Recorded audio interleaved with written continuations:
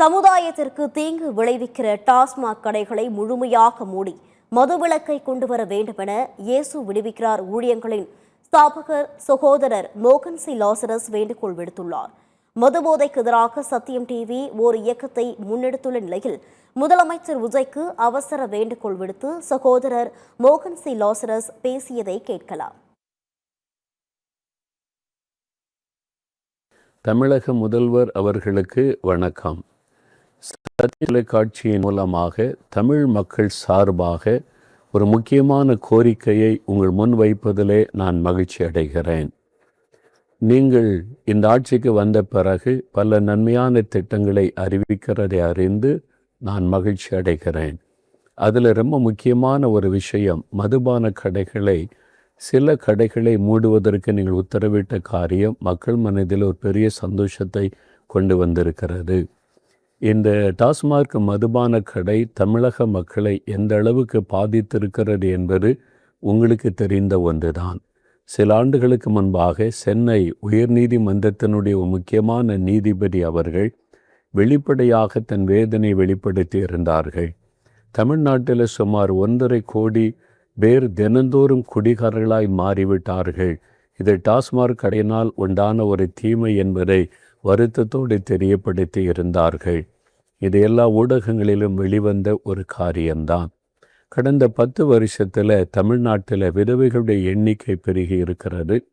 தகப்பன் இல்லாத குழந்தைகள் பெருகி இருக்கிறார்கள். அதற்கு காரணம் குடித்து அநேக ஆண்களுடைய துர்மரணம்தான் அதற்கு காரணம். இந்த மதுபானத்தினால் தமிழ்நாட்டிலே உண்டாகிற தீமைகள் மிக அதிகமாக மக்களை பாதிக்கிற விஷயமாக இருக்கிறது. முதலாவது, சொந்த குடும்பம் பாதிக்கப்படுகிறது.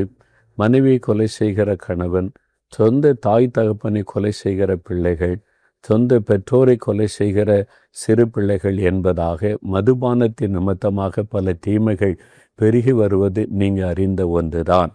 இந்த மதுபானத்தினால தான் தமிழ்நாட்டில் அதிகமான விபத்துகள் ஏற்படுகிறது.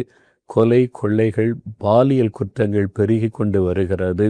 அதற்கு முக்கியமான காரணம் இந்த மதுபானம்தான் என்பதாக யாவரும் அறிந்திருக்கிற ஒரு விஷயம். நீங்களும் அதை தெளிவாக அறிந்திருக்கிறீர்கள்.